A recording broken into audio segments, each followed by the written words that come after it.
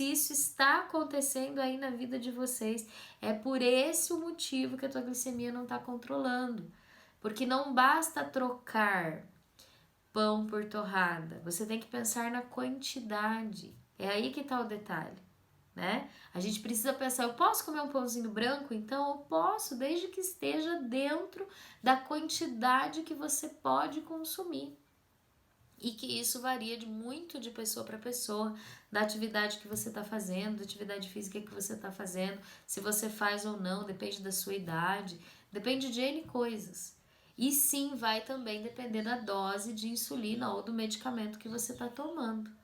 Então, tudo isso é interdependente, né? Depende, são coisas que dependem uma da outra, tá? E que vai ser diferente para cada um de vocês.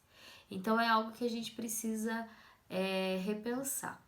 Então, vamos lá, lembrando, primeira coisa, leite desnatado, manteiga. Foi a primeira coisa que a gente conversou. Segunda coisa que esses pacientes estavam apresentando, eles estavam consumindo haviam sido orientados para trocar açúcar branco por açúcar demerara ou açúcar mascavo. E a terceira coisa, eles estavam trocando pão por torradas. Então, todas essas orientações estavam dentro de uma rotina onde o macarrão estava proibido, o arroz estava proibido, o pão branco estava proibido, onde não podiam consumir frutas, só podia consumir se fosse maçã, mamão ou goiaba. Essa foi a orientação que eles haviam recebido, eram as 3 frutas que podiam. Não podia manga, não podia uva, não podia melancia, não podia nenhuma outra fruta diferente. Então vejam, estavam diante de uma orientação extremamente restritiva. E aí eu vou colocar aqui para vocês. Não é proibido comer.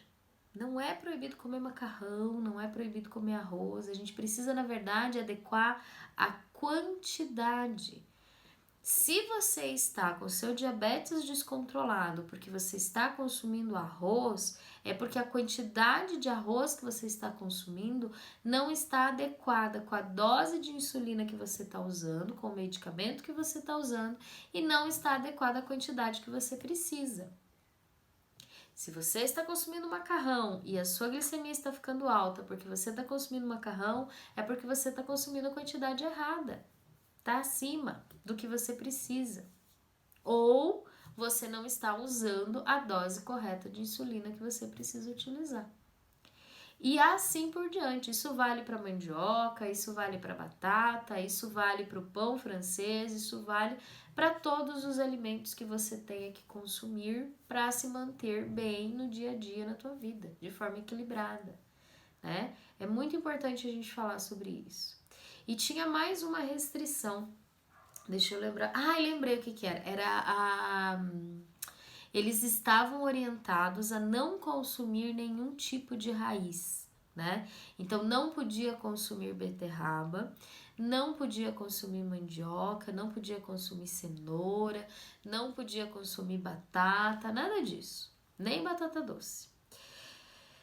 E aí eu coloco aqui para vocês essa restrição, por que ela não é uma restrição coerente, por que ela não é boa, né? Primeiro, a quantidade de carboidrato que tem nesses alimentos, ela está relacionada com a quantidade que você vai comer também.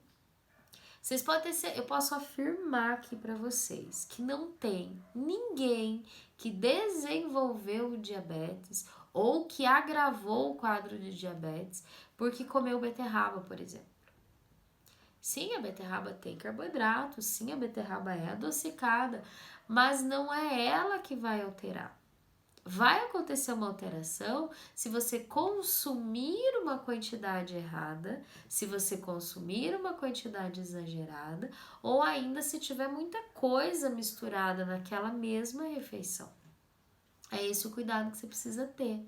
É essa atenção que você precisa ter quando você for equilibrar o teu prato, né? Então, esse casal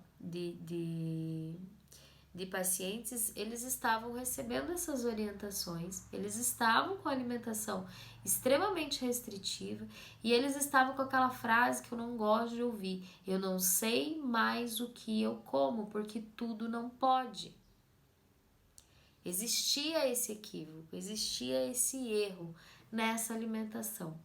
Então, essas pessoas já haviam passado por diversos profissionais, já tinham recebido diversas orientações, estavam com uma alimentação extremamente restritiva e mesmo assim estavam com o diabetes descompensado, né? O pré-diabetes persistia e o indivíduo que tinha o diabetes estava com diabetes descompensado.